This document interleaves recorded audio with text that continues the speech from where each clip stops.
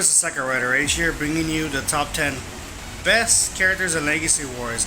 Now, this is really a tough decision because there is a lot of characters in Legacy Wars, a lot. So I had to ask people who pretty much play a lot on ladder, pretty much the world's finest, on who they think is the best top 10 because they play a lot more on ladder. They play a lot of characters.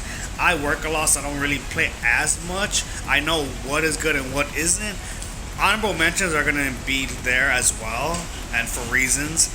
But these are the top 10 best characters in Legacy Wars. And number 10 is, well, I think she's very dangerous when you don't have a block. And that's Amelia. That middle slot game is so dangerous that they had to nerf it. I would say after? No, she got hit when she was still in premium. Pretty much her middle slots were just good. They still are good. You pretty much stun lock them in an endless loop non-stop. Whack the cosmic attack into hammer whack. You build up some EP. I think they buffed the cosmic attack to a 4 cost, a 3 cost, because it was a 3 cost. Her red spinning smash is like Devon's. It's a full screen. Same thing as Con Devon's. It's gonna be a scary situation. She could cancel her counter move to pretty much hit him once and make him waste a block, and she goes ham. And then her super is pretty good too because it builds up EP. So pretty much you're doing a lot of your combos. Do your super, build up enough EP to do another attack. You're doing so much damage in one go. Definitely one of those characters you should really invest if you do have her, because she is very dangerous. I would suggest probably running a 1-strike 1 breaker system just in case you do get a block in the middle slot, because you get a lot of blocks in the middle slot and that's pretty much game because a lot of people can are expecting the thing. But her primary slot is a lot more dangerous as well. And even if you have a block in your middle slot, your primary could do all the work as well and combine with your assist slot. But yeah, that is number 10. Number 9 is Casey. Character that came out 3 months ago now? Yeah, 3 months ago. Very low cost kit, very low cost, and not to mention that his super pretty much costs 1 EP when you do jungle chucks or shark saber. It really does come in clutch, and the fact that you waste 1 EP to do more damage or extend it. Not to mention they recently gave it dot damage on jungle chucks, which makes it very, very good because you're adding dot damage multiple times. You do you waste 1 meter or 1 EP to do your jungle chuck super to send them flying. That's another added to the dot damage. You can pretty much keep them on Enslew doing so much damage with dot. And with Casual Tuesday got hit, well not hit, but certain characters got hit there. A lot of people are hopping on Casey for dot damage. And honestly, yeah, it's good. Jungle chucks is good. Shark saber is a good chase down. It's slow, but most people usually don't waste so much EP that you could chase them down. Mopping the floor is a good chase down, slow as well, but if you cancel, you can time it right. And for a 2-cost strike, that does a lot of damage over time. You're pretty much doing your 3-cost jungle chucks, 4-cost sabers if you do waste 1 meter and into Tiger Style. And Tiger Style does a lot of damage if you have multiple, like pretty much Shark Saber to jungle style if you get all the right combos. Yeah, Casey's up there as well. Definitely a good character to be able to pick up on. That is number 9. Number 8 is Zordon. Yeah, Zordon's always been, it's kind of like the same as Amelia, but a little bit more dangerous since Zordon does have more of a range with that Alarian strike, Altarian strike. It's a full chase down. Most times people cannot predict it or stay kind of from a distance, but it can still get them. He does have a good chase down with Guardian Assault as well. Not to mention Bronze Knuckle does have a cancel on the second hit, so you can poke damage into making them waste blocks, and then double uppercut, sends them flying, you build up BP, do it again. So you have a lot of 3 costs with 1 5 cost, but that 5 cost is very, very good chase down. I mean, Zordon is one of those dangerous characters that we didn't expect Zordon to be this good, but anyway, did a good job with making him very good. And a lot of people could pretty much pick up Zordon easily and do very good damage. I mean, I've been to Elite a couple of times with Zordon, and Zordon is a very good clutch character when he needs to be. It's a threat because most people are wasting blocks as well just to see if they can counter that is a 5 cost. But if they don't even waste their attack and they waste the block, Zordon's going ham on them. And the damage does build up, especially with the right assist. You're doing like a lot more EP, especially with Mastodon Sentry assist now. you can pretty much keep them jungled for a good while, just beat them down. But yeah, that is number 8. Number 7 is Ransik.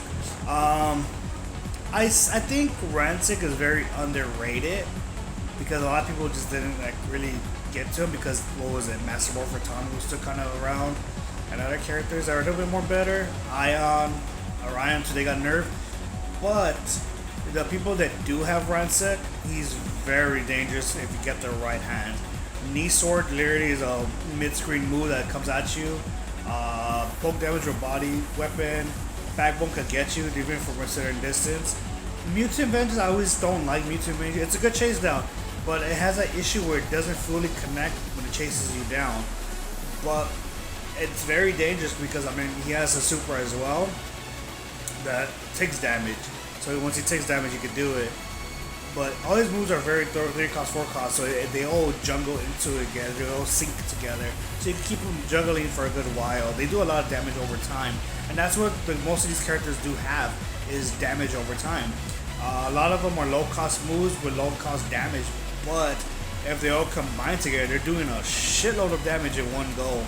And that's like what anyone's usually been doing lately, is like making low damage, but like low cost moves with low cost damage, but it builds up over time. You're doing a shitload of damage. But yeah, Ransik's very good as well. Especially if they do nerf certain characters, people will hop on Ransik, for sure. Mark my word on that, they will jump on that. But yeah, that is number 7. Number 6 is Venjix. I think Venjix has always been a staple on the list. He's hasn't really got nerfed, he really hasn't got, he got buffed. But he's very dangerous, especially in close range game. Fire transfer does poke damage. You could legit send him back, steal some EP, do some dot damage, and then combining with assist slot to stun him or do knockbacks. His counter strike or his counter move is legit a poke, so you can hit him one time, cancel. A lot of people waste their bucks like crazy. I am one of those people that always feel like he's gonna go full hand, but they don't. They cancel. Failure merge is a very mid-range move that even if you try to dodge it, you still get hit. Glitch is a close range one where you could dodge it, but most times people, especially like you could dodge that move, but honestly with the right kit you have, you pretty much can chase it, especially when you get them in the corner. Not to mention Hack's a very strong move as well that sends them flying. They build up, they do dot damage, and you can still do a follow-up after that. Venjix is a very dangerous person in the right hands, and that's the scary part because you don't know how the Venjix player is gonna play as. And they could just run up to you and you're gonna waste a block like an idiot, like I do. And boom, fire transfer, failure merge, over and over, glitch, poke damage. They got all that kit, and he's still number 6 for a reason. Now from 5 and up, it's gonna be pretty much. Well, you already might know who they are. Number 5 is Master Morpher Tommy. What? He's Master. He's number 5. Then who's 4, 3, 2, 1? Well. He's number 5 because the next character after him deserves a 4th spot. Because, well, you'll see. But Master Morpher Tommy, I think a lot of people hate fighting Master Morpher Tommy for many reasons. His middle slot strike, breakers, a mid screen that can chase you down. If it catches you, it sends you flying. Rep triple kicks, a 4 cost, but it does so much damage. Again, you're flying. He has all these moves that keeps you like in the air, and it feels like you can never land. And he's just building meters so damn fast that by the time you realize it, he's already hitting Solo Dragon on you. I think his weakest kit, in my opinion, is his counter move, because a lot of Master Morpher Tommies don't really use that counter move as much. They use more of that damn fucking middle slot beatdown and then their primary green strike for poke damage.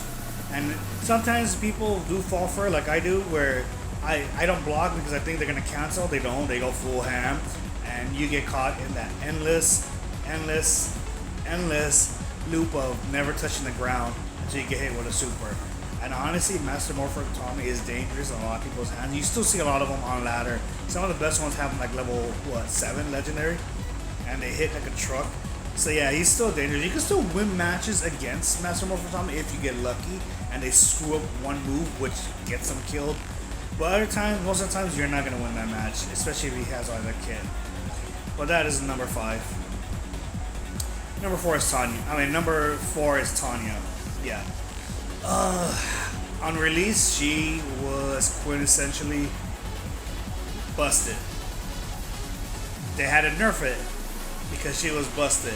They nerfed her super meter because it was busted. Because you were doing Zeal power kick. I think it was a 3 cost. It was. They made it to a 4 cost, I believe. Or it was always 4. I don't know for sure. But Zeal power kick was the bread and butter of the whole shit. Kick them, stun lock them, do your breaker, cancel, loop, loop, loop. By the time they do what three moves in total, you already have your Zeal club because you got it so fast. You did that, it did so much damage, and you just kept doing it. The Zeal Power Club does not feel like it's a chase down move, but it is. You run away from that and you get caught by Zeal Club, that's it. The bad move will be always a counter move because it's a move that you have to run towards them to do. But in that case, you're not really using the counter move unless you're really desperate to do something. Most of the times you're just doing your middle slot. Middle slot beatdown is dangerous with her. Zeal Parker does not feel like it does a lot of damage, but it does. It builds up and you're building up your meter. Most people used to try to go for the record for the most hit damage they could do. I think the highest one was 43. Into super, yeah, no. Tanya, even though she's nerfed, she still is dangerous in the right hands. A lot of people toss it because of super mirror build, but honestly, she's still dangerous no matter what. A lot of people still got to elite with her. But yeah, that is number 4. Alright, number 3 is Ninja Billy. Yeah, between number 2 and 1, Billy's still number 3. Yeah, Billy has the most annoying strikes ever. Like, it feels like you cannot block it in time. And I feel like a lot of Billy players rely on that primary slot. That counter move is dangerous because it flies up in the air and lands on you. And a lot of people could pretty much waste their move and you could pretty much dodge it. And it's so frustrating. The Ninja Slicer could dodge projectiles as well. If you time it right, it could go right through them. It's very annoying. Not to mention that Ninja Team Go does so much damage, especially since all they gotta do is hit their breaker or Ninja Deception, go their 3 cost blue ninja combo into Ninja Vault to that, and then do super, do all that damage, pop your bear, build enough meter to do it, and you're dead. Like, there's people who legit killed you in one fucking whole combo. But compared to number 2 and 1, he's just number 3. I mean, he's still dangerous, but 2 and 1 feels like it's like easy. But that's number 3. Number 2 is Leo. Since release, Leo was damn well. I mean, 7 years we waited for Leo, and Nway did not disappoint. They made him fucking annoying that they had to nerf his super and dot damage because he had the strongest dot damage. And they made Transdagger a little weaker. I think the timing of it. But really, a lot of people just go for that middle slot. Your Transdagger, his mid range, it hits you, it burns damage. Your Kratos Cutter does burn damage as well as it finishes it. Does a lot of damage as well. I've seen max Leos and that shit hits hard.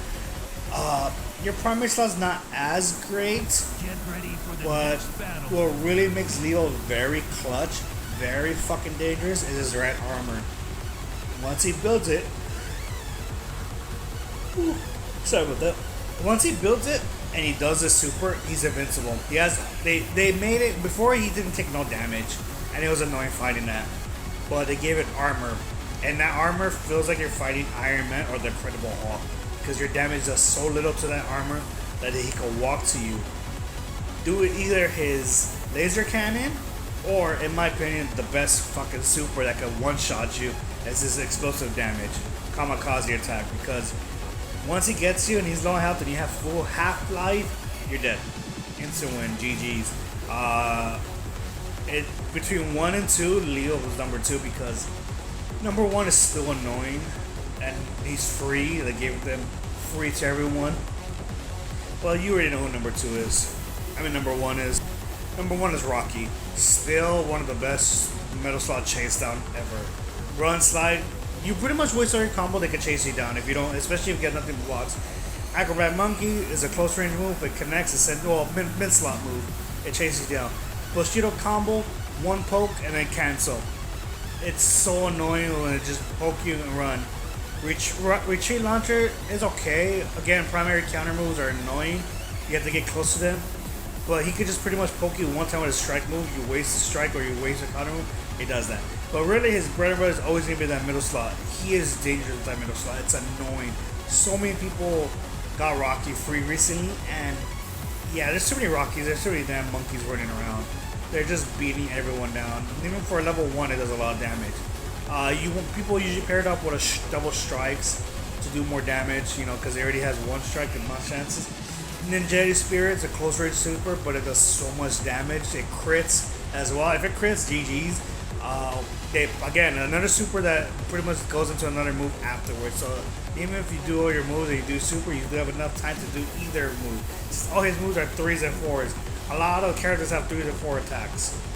But all these characters are annoying to play with, but obviously the best of the best are the top 5 technically. All of them are good. Honorable mention is Ollie. What is it? Ollie, Death Ranger. Those are honorable mention because they're good, but they're not top 10 kind of material, you know. Those two are very dangerous, but yeah. Oh, I forgot. Honorable mention will be Ollie, Turbo Tommy,